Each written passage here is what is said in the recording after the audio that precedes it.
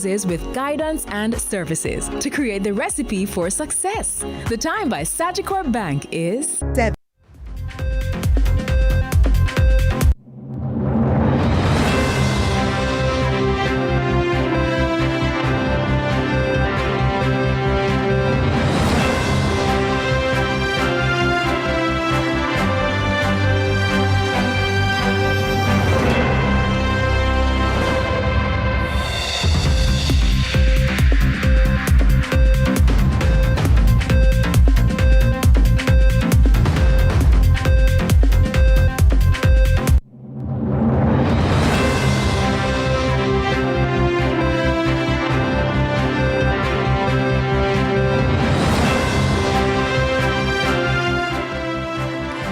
Coming up in CVM News at 7, crime climbs in St. James, but lawmen call for calm. Scammers manipulate homeowners in Mandeville. Portland farmer facing 11 charges following kidnapping and robbery.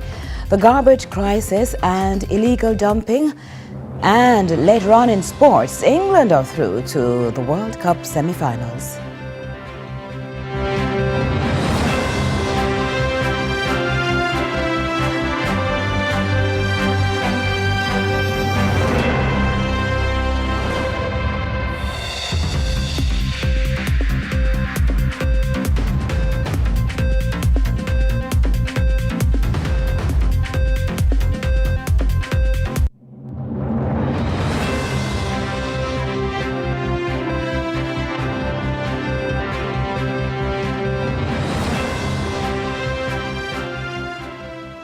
Hello from Kingston, Jamaica. This is CVM News at 7 for Saturday, July 11, 2026. I'm Curlin Brown. Thanks so much for joining us. Crime is on the increase in St. James. However, lawmen are asking for calm in the parish, saying it's not alarming based on the history of the police division. But with an economic activity set to pick up in a matter of weeks, there are serious concerns. And as a result, strategies are being implemented to control the murder figures. Officers in St. James paying close attention to the crime statistics in the parish. Previous reports were positive, but this latest update to the St. James Municipal Corporation's monthly meeting was discouraging. We have seen an increase in our interpersonal incidents right across the parish, and those incidents have seen us having 7 additional murders compared to last year. Last year this time we were at 30 and we're at 37. Nothing to be alarmed about. If you really think back 4 years ago, we would have been at 140 plus at this time. Expressions of appreciation for the work of stakeholders in the parish in the fight against crime. However, appeals again for all to be involved in every effort to bring about reductions. With July 30 of concern for lawmen, strategies are in place to control unlawful behavior by locals and overseas visitors for a calendar event. We will be pushing hard to ensure that our presence is felt right across the parish, and we are asking for residents to work with us. If you see anything that is untoward, let us know early. In terms of traffic management, we will be out in our numbers. We are also looking to get assistance from outside of the parish to ensure that the movement of patrons and the regular motoring public moves as smoothly as possible. Though there will be a strain on the respective police teams to ensure the safety of everyone and protect the interests of all, crime fighters say they are measuring up to the task. They also have to ensure they will have a safe week leading into the independence celebrations. We also look at the airport movements. That will be critical because even though it starts on the 30th, persons will start coming in as early as a week before, and we will definitely see an influx in economic activity right across the parish. What also comes with economic activity are persons looking to capitalize on this negatively. So we are asking for business owners to work with the police to ensure that, we are aware of any incidents that may become problematic whilst the week continues. For CVM News, I'm Damon Phillips. 11 charges have been laid against 26-year-old Kebra Mackenzie, otherwise called Bram, a farmer of Buff Bay, Portland, following an investigation into the kidnapping and robbery of a woman in St. Mary on Sunday, June 21. Reports from the Port Maria police are at about 11:30 p.m. The female was standing along the Cromwell Main Road in the parish when she was allegedly approached by a Toyota Probox with 3 men on board. One of the men, who was wearing a ski mask and turned out to be armed, reportedly ordered her to enter the vehicle, which drove off in the direction of Highgate. Now, the woman was reportedly robbed of her cellular phone, 39,000 Jamaican dollars in cash, and bank cards, which were in her purse. It's further alleged the men forced her to disclose a PIN for one of her bank cards before releasing her along the Cromwell Land Main Road. She later discovered that 9,000 Jamaican dollars had been withdrawn from her account. An investigation was launched by the police, and Mackenzie was subsequently arrested after he was identified on CCTV footage using a bank card stolen from another robbery victim at a supermarket in Buff Bay, Portland. He later provided a caution statement admitting his involvement in the crime. His accomplices are still being sought by the police. And a word of caution from the police in Mandeville: stop playing a part in facilitating crime in the parish due to greed. A potential good business arrangement for long-term property rental is reportedly promoting criminal activity. And as we hear from Damien Phillips, what should be a red flag for homeowners is instead seen as a grand opportunity, which could cost dearly in the long run. The commanding officer for Manchester has described as worrying the high potential for increased criminal activity in the parish. Pointing to a study currently being done on criminal activity, DSP Odin Dennis told CVM News that lottery scamming activities have now grabbed the attention of officers.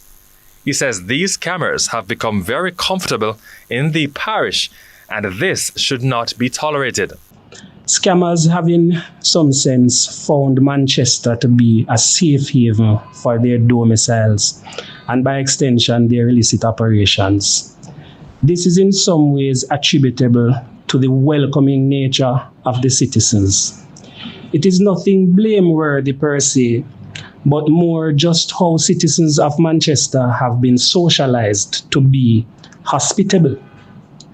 Citizens may need to adjust this usual mode of operation for their own safety, because when they accept these people engaged in scamming, they come with baggage, and the type of baggage that you don't want to be associated with. According to the senior officer, residents need to be more vigilant with regard to the renting of their premises. He has cautioned that due care must be given to the vetting of individuals who are seeking to become tenants, adding that some residents fall for the offer of attractive cash flow. The officer explained that while some partnerships are economically lucrative and too good to pass up, that's exactly what some homeowners should do: say no and protect the parish from a monster of a problem which is hard to tame. A lot of persons in Manchester own property but do not live in them. They rent these properties for profit, and these scammers are capitalizing on this by offering up to 2 years' rent in advance. The average property owner will quickly jump at the chance to have that ready upfront cash, and unknown to them, they expose themselves to the probability of some of these violent acts that follow scamming and scammers coming to their doorstep.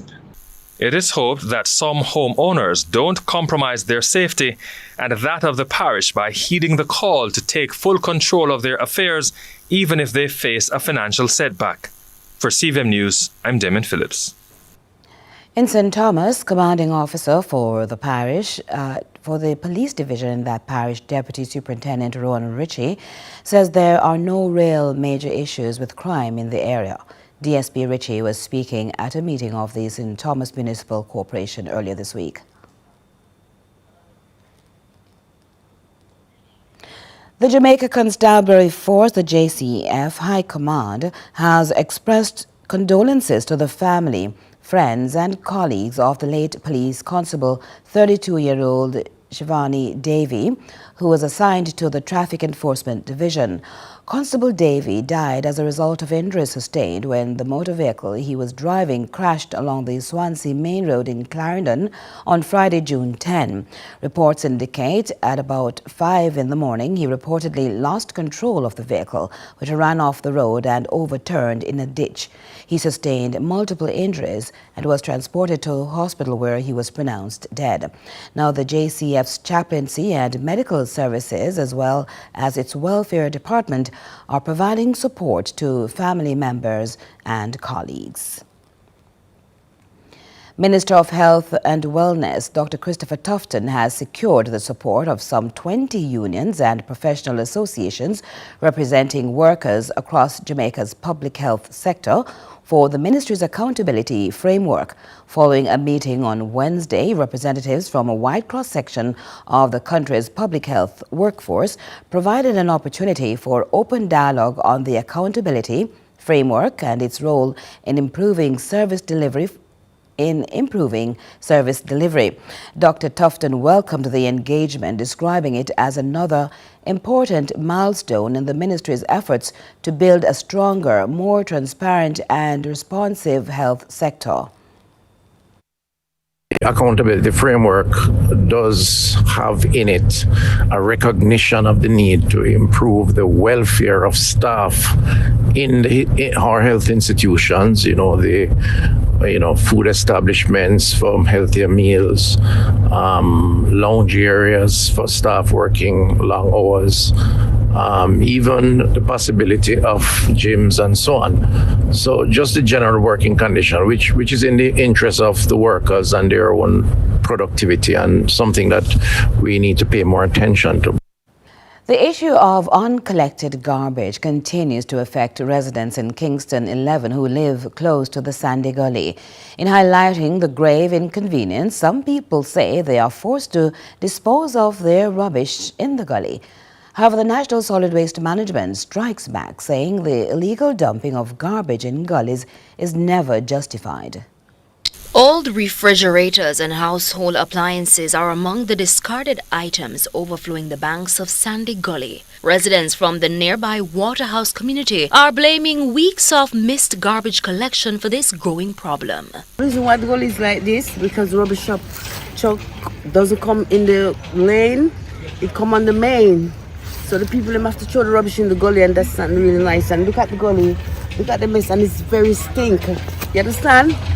So something has to be done about this. It's not lovely at all. The old place, they like more time fire brigade have to come, because the people have to light all the rubbish in the gully. But Executive Director of the National Solid Waste Management Authority, NSWMA, Audley Gordon, is hitting back. Now, while he admits garbage collection has been delayed in the community, he warns against illegal dumping.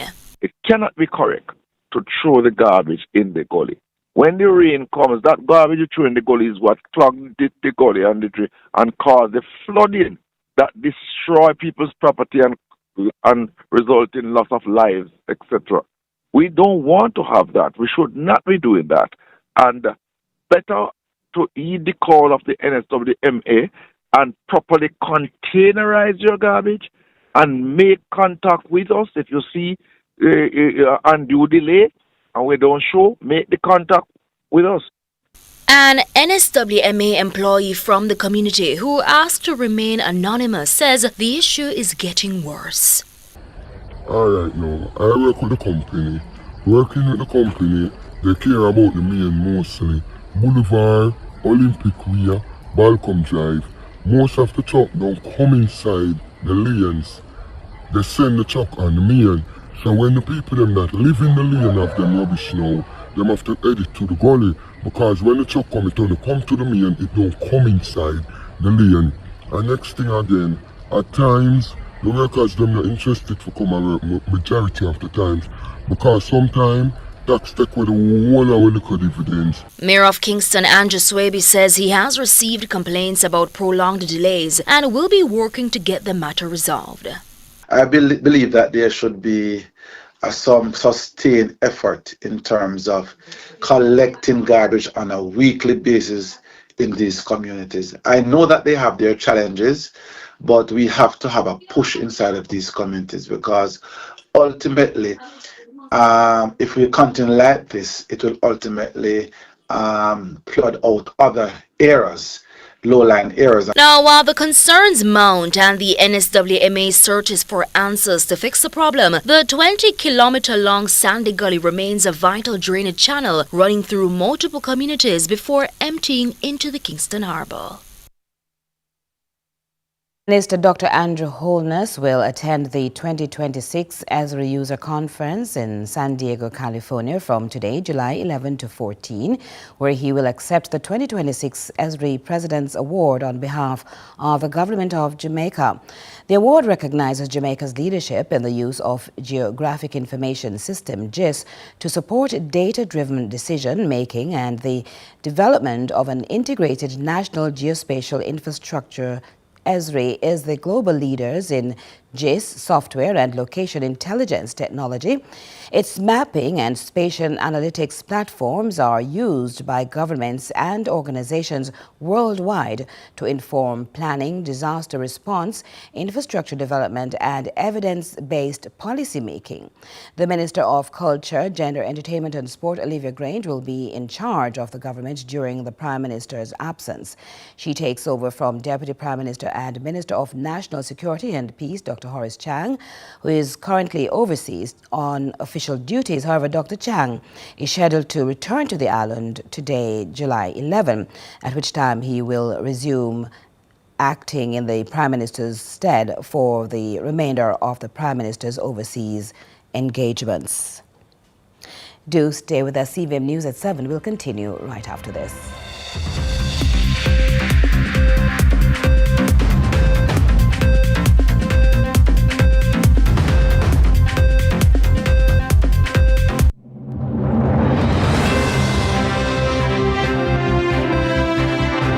The greatest show on earth is here, and Fan Central goes into extra time for 39 days right throughout FIFA's Showpiece tournament, with a Pepsi in hand, of course. Catch the playbook with a tactical breakdown from our expert coaches. Come sit in our fan corner, where you have your say on the day's action. Fame or shame, who were the best or worst players of the day, and have a laugh as we share some of the best reactions on social media. After the final whistle, it's extra time. Fan Central Extra Time. 8 p.m. daily with 10 p.m. shows on select days where there are 8 p.m. match kickoffs. Fan Central Extra Time is brought to you by the Pepsi Football Nation, where fans make the rules. Football, better with Pepsi. We also want to thank Digicel. Turn up your winnings this summer with Digicel.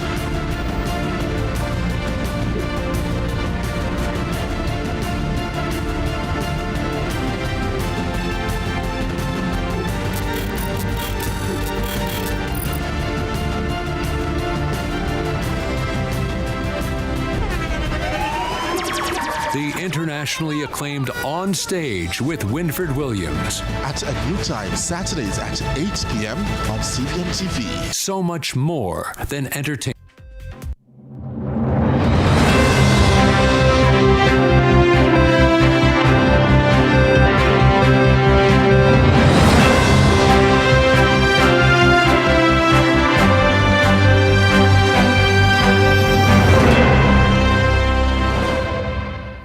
Thanks for staying with us. Concerns are being raised about the impact of bullying involving students as education stakeholders call for stronger systems to identify, report and address this issue in schools. More from Jaden Henry. There is a call for greater national attention to address violence and harmful behavior among young people. Sounding the alarm is Aniona Jones, President of the Jamaica Association of Principals of Secondary Schools, who stresses that social media continues to expose the seriousness of these incidents. And then for many of us, if we think about how we were raised, somebody was telling you, your head big like, you're black like, you're fat like, and these became things that we were told growing up. So we became somewhat desensitized. However, with the advent of social media and being able to record in lifetime and graphic detail what is happening, people are beginning to understand just how dangerous this is. And I would love to see even greater national attention being brought to dealing quite decisively with any act that is violent or demeans another person, whether done at school, in the community, on our streets. According to the Principals Association president, schools must create safe spaces where students feel comfortable reporting bullying and seeking support from trusted adults. We want to, as school leaders, know that we have systems in place in our schools where every child can access an adult. So let's start with that. That they feel safe enough that when something happens on somebody's status or online, and an online forum is created to bully a child, somebody will bring it to our attention. That's important to us. So if more children are getting more comfortable finding an adult to talk to, we should see the numbers initially spike. That will give us a more realistic picture of what's actually happening, because oftentimes several elements of bullying is underreported, especially with our boys. Man up, you take that as you suffers, you make that bother you, and then the toxic positivity. I can do all things through Christ and I'm highly blessed, and so persons don't actually speak up about the things that they're going through. For President of the National Secondary Students Council, Rajeem Nelson, in addressing bullying, attention must be placed on the well-being of students. But do we understand it to its fullest potential? While we understand that, a child gets bullied and, it's all about, when bullying takes place, it's about the physical aspect, the mental aspect, and the emotional aspect. So once we kind of tackle those and kind of see how best we can decrease in the way how bullying is put forward to the students, because as I said before, what happens in the real world is happening with the schools, because you have students carrying knives to school, we have students taking stone and hitting others. So whatever happens in the outside world does happen in the review world. So we need to see how best we can decrease how bullying is active in our schools. Jaden Henry, CVM News. 70 years of screenings and patient support have made the Jamaica Cancer Society a pillar in the fight against cancer. Now, following its Chefs Against Cancer cookout on July 3 at its headquarters, the organization is working to expand access to cancer screening while strengthening its services and investment in new medical technology to improve care for more Jamaicans. Let's get more from Tonya Lee Webster. The Jamaica Cancer Society is encouraging more Jamaicans to get screened for cancer. The organization hopes to reduce the number of late-stage diagnoses. While its recent Chefs Against Cancer cookout helped raise funds, Executive Director Rashana Reed-Kumson says the Society's mission goes far beyond fundraising. Overall, our big ticket item is having more Jamaicans aware of the importance of screening. I've been here for over a year and I've seen a lot of late case diagnoses, persons who are being discovered at stages 3 and 4. And we would much prefer, if someone is going to be diagnosed, we would much prefer if it is at a stage 1 or 2, because it is easier to treat and it is cheaper to treat. She stresses the importance of routine screening. However, affordability remains a major concern. As a registered charity, the Jamaica Cancer Society offers subsidized services to help reduce the cost for patients. We offer a nominal fee for our services. So our cost for a mammogram is $6,500 Jamaican dollars, which you don't find anywhere else in Jamaica. The government of Jamaica has been so good that through the NHF, patients who come here can access a $3,000 discount on the mammogram. And if they have a health card, that's a further reduction in the cost, which would see them paying anything between $600 to $1,000 with those 2 discounts. And the same applies for pap smears. The Society's Chefs Against Cancer cookout also promoted healthy eating, showing that nutritious meals can be affordable, made with local ingredients and full of Jamaican flavor. Well, the Chefs Against Cancer cookout menu was curated to show that healthy eating doesn't mean giving up our bold Jamaican flavors. For this event, we incorporated affordable and healthy ingredients such as chickpeas, gungo peas, red peas, breadfruit, fresh vegetables, and a plant-based option, tofu. Food is not a replacement for medical care, but food and lifestyle choices are important parts of our overall health. The goal was to raise $3 million from the cookout. The proceeds from the event will help the society purchase a new mammography machine, expanding its screening capacity and improving early detection. The new machine would be a 3D machine. This one is currently 2D. Another benefit of having a new machine is that it will be faster and quicker, right? So we do about 30 per day here. Some days we're maxed out and we have to schedule patients for other days or in other weeks because of how the appointments are structured. But if we have a new machine, we can do perhaps 60 per day. And so persons who would want to do the mammogram on that particular day can have the service done. There are no limitations in terms of numbers. With donations still being accepted, the society is encouraging Jamaicans at home and abroad to support its work and help improve access to cancer screening. Persons who are watching, whether you're in Jamaica or you're overseas, you can donate to the Jamaica Cancer Society via our website, www.jcs.live. Click on the donate button and you will see our banking information. If you want to stop by and drop off a check or drop off a contribution, we welcome that as well. Tanya Lee Webster, CVM News.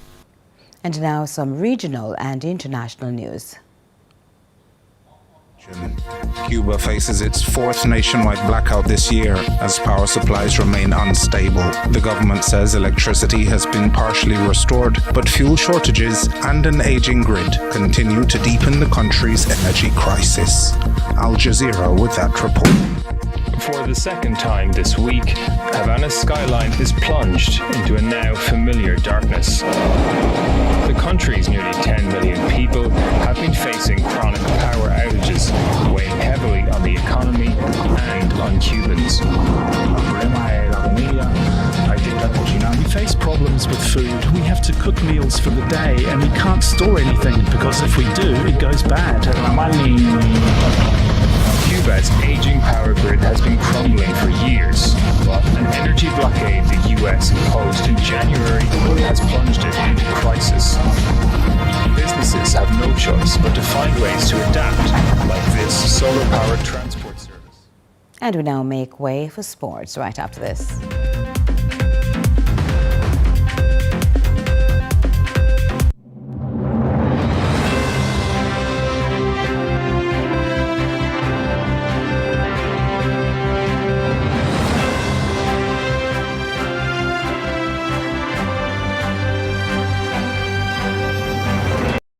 For the moments that are best enjoyed with your hands.